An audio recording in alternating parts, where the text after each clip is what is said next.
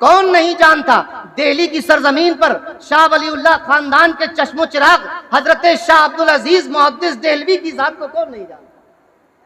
آپ کے پاس جب کوئی بہت گہرا مسئلہ سمجھنے کے لیے، یہ میں اس لیے عرض کر رہا ہوں کہ لوگ یہ سمجھتے ہیں اور یہ تاثر دینے کی کوشش کرتے ہیں، حضور مجھے آپ معاف فرمائیں، لوگ آپ کو پسند نہیں کرتے یہ بات، مگر مجھے لگتا ہے کہ میں یہ بات کہہ دوں اس اسٹیج پر، لوگ یہ تاثر دینے کی کوشش کرتے ہیں کہ یہ پیر ماریرا والے پڑھے لکھے نہیں ہیں۔ ارے تمہیں کیا پتا کہ علم کیا چیز ہے؟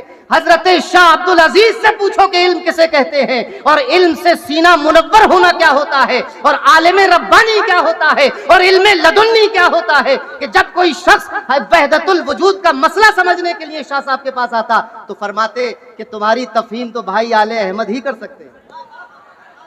کون بھیج رہا ہے؟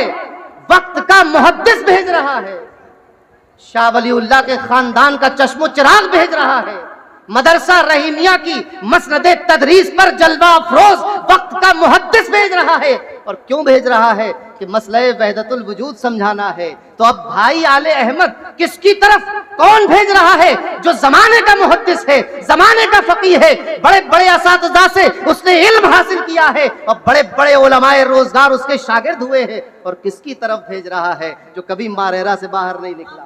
کس کے پاس بھیجا؟ جس نے کسی استاد کی درسگاہ میں زانوئے تلمس طے نہیں کیا۔ کس کے پاس بھیجا؟ جس کے پاس علمیت اور عالمیت کی کوئی ڈگری نہیں تھی۔ کس کے پاس بھیجا؟ کہ جس کے کسی عالم کی مہر اس کے پاس نہیں تھی کہ آل احمد حضور اچھے میاں عالم ہے۔ یہ وہ ذات گرامی ہے جو اپنی خانقاہ سے باہر کہیں نہیں لے گئے، کہیں تشریف نہیں لے گئے۔ ان کے پاس بھیجا کس مسئلے کو؟ مسئلہ وحدت الوجود۔ علامہ فضل حق خیرآبادی نے لکھا ہے، لوگوں کی تفہیم نہیں ہو پائی۔ حضرت مخدوم ماہمی نے لکھا ہے، لوگوں کی تفہیم نہیں ہو پائی، مگر ایک شخص جو مسئلہ وحدت الوجود کو سمجھنا چاہتا تھا، بھائی آل احمد کے پاس آیا، جو کبھی ماریرا سے باہر نہیں نکلے۔ آپ کے پاس آیا، آپ عبادت خانے سے باہر تشریف لا رہے تھے، ملاقات ہوئی، کیوں آئے ہو؟ کہا محدث دہلوی نے آپ کے پاس بھیجا ہے کہ آپ یہ مسئلہ مجھے سمجھا دیں۔ سائل یہ سوچ رہا ہوگا کہ درسگاہ لگی ہوگی، شاگردوں کا جھمگٹا ہوگا، مسند سجی ہوگی، حضور اچھے میاں صاحب جب صبح کو درس دیں گے تو یہ مسئلہ حل ہوگا۔ آپ نے اسی وقت اپنی خانقاہ کے چھپر سے ایک تنکا نکالا، تنکے کو توڑ کر پھینک دیا، فرمایا سمجھ گئے مسئلہ؟ سائل نے کہا حضور سمجھ گیا مسئلہ، دل روشن ہو گیا، سینہ منور ہو گیا، یہاں سے واپس چلے گئے۔ اب شاہ صاحب کے پاس دوبارہ پہنچے، انہوں نے کہا بہت جلدی آ گئے، دہلی میں تو کافی دن قیام رہا، ہم نے کافی سمجھانے کی کوشش کی، ماریرا سے اتنی جلدی واپس کیوں آ گئے؟ کہا حضور انہوں نے تو مسجد سے نکل رہے تھے، آمنے سامنے ملاقات ہوئی اور ایک تنکا توڑ کر پھینکا اور کہا سمجھ گئے۔ میں نے کہا سمجھ گیا، دل روشن ہو گیا، پورا مسئلہ واضح ہو گیا۔ شاہ صاحب نے کہا کہ بھائی اتنے باکمال شخص کے پاس پہنچ گئے تھے تو کچھ دن رک جاتے، فیض حاصل کرتے۔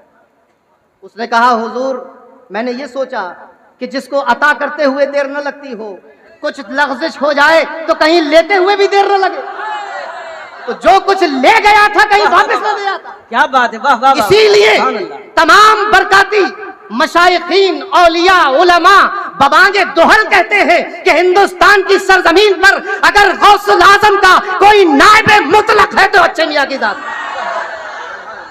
سبحان اللہ سبحان اللہ۔ یہی مسئلہ بغداد کی سرزمین پر حضرت سیدنا شیخ شہاب الدین عمر سہروردی کے ساتھ پیش آیا تھا کہ علم ظاہر سے سینہ بھرا ہوا تھا۔ حضور غوث اعظم کی بارگاہ میں پہنچے، علم کلام کے ماہر ہیں، معقولات کے ماہر ہیں، تمام علوم و فنون کے ماہر ہیں۔ آپ کے شیخ نے کہا غوث اعظم سے کہ یہ لڑکا علم کلام میں بہت دلچسپی لیتا ہے، اس پر نظر فرما دیں۔ سینے پر ہاتھ رکھا، ایسا لگا کہ کوئی چیز دھوئیں کی طرح اڑ گئی۔ اس کے بعد سینہ علم سے ظاہر سے خالی ہو گیا۔